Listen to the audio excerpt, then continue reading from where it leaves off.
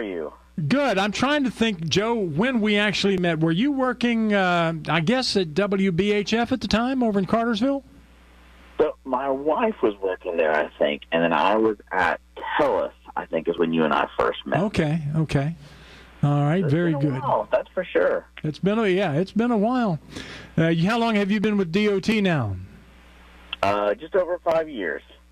So it's been that long since Mohammed Arafa retired. Do you ever talk to Mohammed?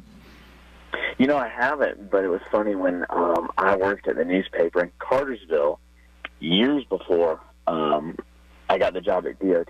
He and I worked together. I would call him about stories and stuff, and now I take over him, and I'm doing the same thing. Doing the same thing, filling in. Well, I asked Joe if he could update us on 3 or 4 or 5 projects here in the Rome and Floyd County area, the last 2 legs of the bypass on the southeast side of town, the economic development corridor between here and I-75, and perhaps a little bit on maybe the Turner McCall Bridge and 2nd Avenue. So, Joe, take us away, my friend.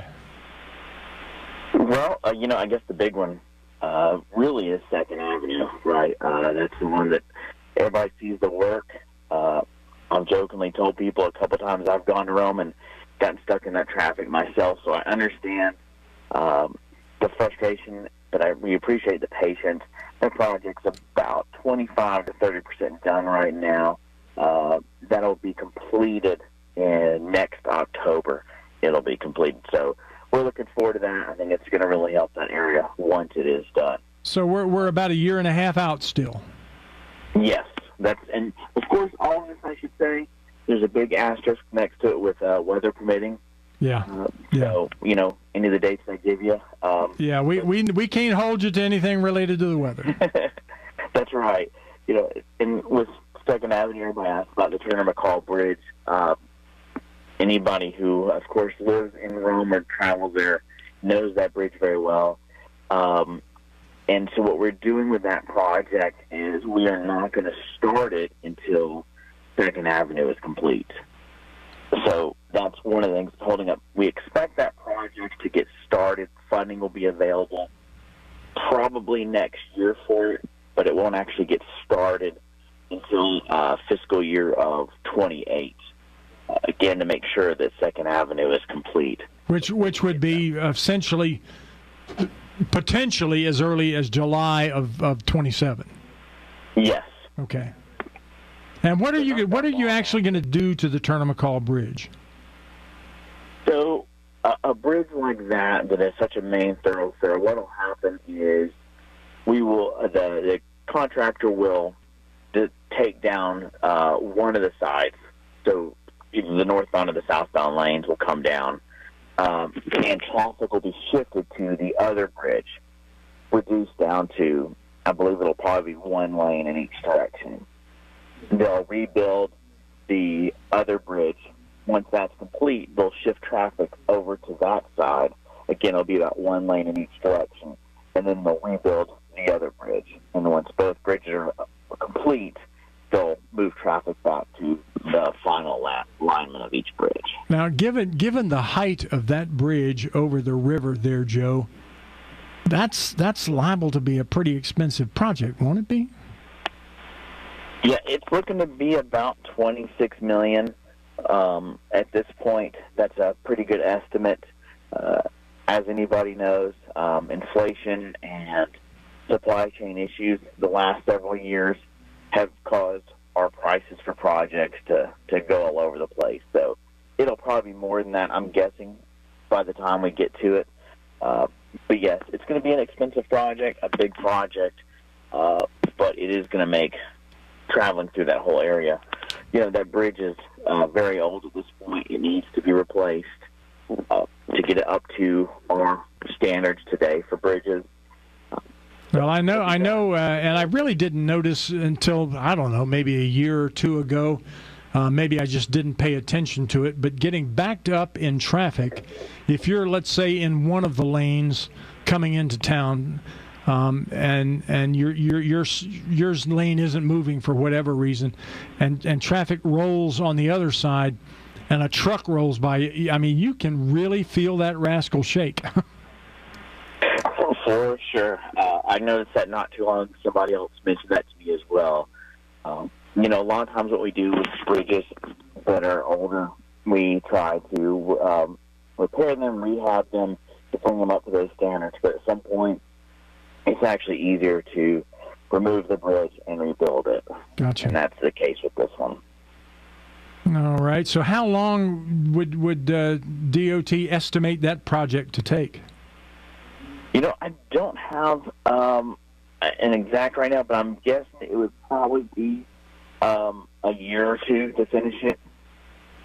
Again, don't hold me to that. I'm not an engineer, but usually something like that is going to be a couple of years, I would guess. Yeah, I was think at least 2 years. That's a detailed project, and you're working around a lot of traffic. There's just no other way to do it. Right. It is. It's a major thoroughfare through the city. So. Yeah, amen to that. Cause some traffic and some difficulty with us putting it, getting it rebuilt. Okay. What about let's look at the economic development corridor. We'll have to take a break here in just a couple of minutes, but let's talk about that Cartersville-Rome economic development corridor next. Right. That is probably going to be one of the biggest projects around, and it's been on the books for some time. A couple decades. I think. I was fixing to say close to 40 years. I was in the newspaper, and there was talk about it, and that was in 2002. So it's been a little while. We expect that one's going to be a fiscal year 2028 when that gets started. And it's going to be an expensive project, probably about $176 million. The first phase, however, is really going to be in Bartow County from Grassdale Road to I-75. We're putting in a new interstate exit right there. I believe it's going to be about mile marker 295. And I think for folks maybe not as familiar, that would be just a little bit north of the Budweiser plant, right? Yes. Okay. Right there, just right in that spot. And so it'll start. We'll put that interstate interchange in. It'll connect to Grassdale Road, near Grassdale Road, and then once that section's done, we'll do from there down to Rome, connecting with 411 there. Okay, and that's going to be done, Joe. I mean, the design of that has been all over the books for these 40 years or so. At one point, they were talking about flyovers over some of the major intersections, 2 or 3 of the significant intersections, and then I think more recently, haven't we been talking about roundabouts? Right. There's really not going to be any traffic signals on this project. On this new section, it's going to be all roundabouts, at least 3 of them. The nice thing about roundabouts, if you've been up to exit 296, you're in Bartow County. Roundabouts allow traffic to keep moving. We've got some on other projects here where we have a lot of truck traffic and a lot of fast-moving traffic. It allows that traffic to keep moving, to not back up, to not slow down when you have lots of people turning left or get behind tractor trailers. So a lot more roundabouts. They're also, of course, a lot safer. And those will be incorporated all throughout that route. All right, we're going to take a break, and we'll be back with Joe, talk about the 2 sections of the bypass around Rome right after this timeout. 7 degrees. It's bumped up fairly nicely. The trees out back towards Somerville Park are really beginning to green up, hence the pollen. Got Joe Schulman on the line with us from Georgia DOT, our regional office up here in Northwest Georgia. We've talked a little bit about the Cartersville to Rome Economic Development Corridor, the Turner McCall Bridge, 2nd Avenue, which the good news, folks, is it's only about a year and a half away, weather permitting. Now the other ones that we wanted to talk about, I don't know that I want to say necessarily more at length, but the 2 sections of the South Bypass that run one section from US 27 South there at Georgia Highlands College around to Highway 101, the Rockmart Highway, and then from there on around to 411 on the east side of town. Joe, what's their status? So So the other loop, just want to back up real quick on that. Sure. 411 to US 27. That Okay. section that we've been working on, it's pretty much complete. We're on that final checklist of items, so we're happy to put that one to bed. Like you said, the one from 27, that Georgia Highlands, it's going to be an expensive one. That's going to be about $183 million whenever that project gets underway. And how many miles is that? Do you know? That one's about 3 miles, 3.3 miles, that section. Wow. And, bypasses have increased in price over these last few years. A lot of it has to do, like I said, with that inflation cost, supplies cost, those type of things that can really raise the price of our project. So it's going to be a big one. The other part you were talking about is from 101 down to the end of the loop at 411. That project's going to be about $136 million. We expect that one to be let next year. In 27, April of 27, with funds available that fiscal year. Wow. So we're talking For that project. $300 million for those two legs of the bypass. Yes. Ouch. Ouch. That's a lot. That's a lot of money, my friend. It is. And I guess it goes a long way in determining or explaining why it hasn't taken place over all these years. But as far as you know, right-of-way acquisition on both of those projects has moved along pretty well. That's my understanding. And as we're talking about all these projects, I think it's important to point out that we at DOT, we have lots of plans. We have lots of projects that we want to get underway, whether they're safety projects to ease congestion, repair projects, maintenance projects, those type of things. A lot of times people come to us and go, oh, hey, there's this issue or this area, you're going to do something about it. And typically when somebody has a complaint or a suggestion about something to fix an area or to improve it, a lot of times we've already thought about it or working on a study on it to figure out what the best plan of action is, whether it's traffic light roundabout, adding a right turn lane, or something like a bypass. A lot of times the question is, really, do we have the funds to do all of the projects that we want to do? Well, now the on those two legs of the bypass, there are not a lot of major crossings on either of those legs. Are we likely looking at roundabouts there as well? I haven't seen some of the plans for these, but that's what I would guess. But I don't want to be held to that. I'll have to look and see if we've got some updated plans on that. And I can let you know the next time you and I talk. Okay. For sure. But that's another one of those projects that is really going to help Rome once they're all completed, all these parts of this bypass.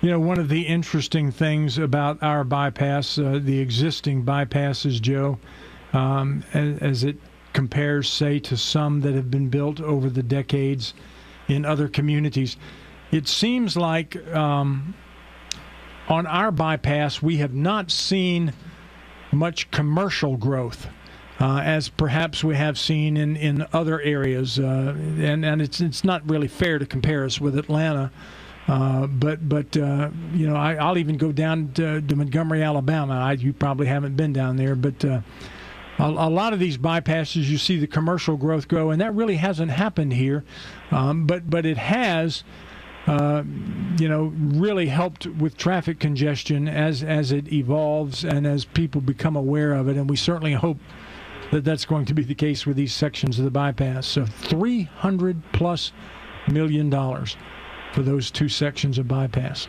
So DOT, what you're telling me, Joe, is DOT is going to be pumping a whole lot of money into Rome over the next 3 or 4 or 5 years. That's right. And, I'll tell you about another project that we really haven't mentioned yet to anybody. we're going to be doing some resurfacing on State Route 101. There's an area there that's got some problems with the road, and we're going to be resurfacing that. That'll come out in the next few months to get started. It's a fairly short section there, but it's a section that we've had a lot of complaints and concerns about. We're excited to get that one underway. Probably later this summer, that'll get started. Okay, well, that's good news. It'll last just a few, it'll just be a few months, that project, but it'll make a world of difference for people who use that area right there. And that's what we in Rome, I believe, know as the Dean Street corridor, isn't it? Yes. It's kind of an urban section of road coming into town. Right, and so it's, like I said, there's some spots on that. Just we're going to resurface that section. I think it's just a mile or two, but it's going to make a world of difference. And then the US 27 bridge there, State Route 1, over Big Dry Creek, up near the mall there. That project, that bridge is about 50% complete. Replacing that one, it'll be done next spring. Okay, that's good to hear as well. Well, Joe, my man, I appreciate you being with us, filling us in on the status of some of these projects, and as we get a few more months down the road, perhaps we'll check in and see if everything's still copacetic on everything, and get an update every so often. We appreciate you, buddy.